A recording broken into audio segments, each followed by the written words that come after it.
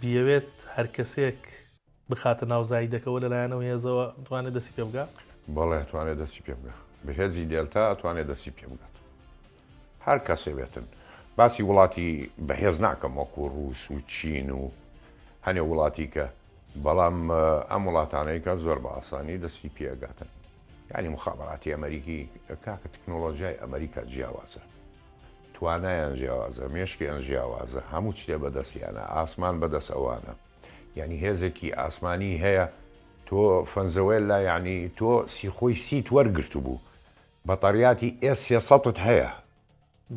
بەتەری S400 وەرگرتووە.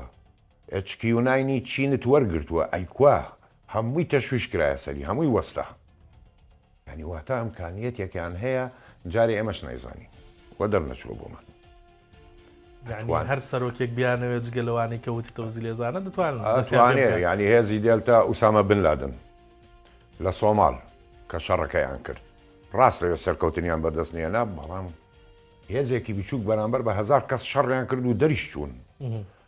هەروەها نۆرتێگا مەسەڵەن پەنەما کە بردیان ئێستا کە پەنەما بۆ بڵین باخیرەی ئەمریکی ڕەتەبێ زەری بە نادا پارە نادا لە ترسە. ئەگەر وەکو فەنزەوەی لام لێ بکەیت تۆ شەڵە گرمت بە.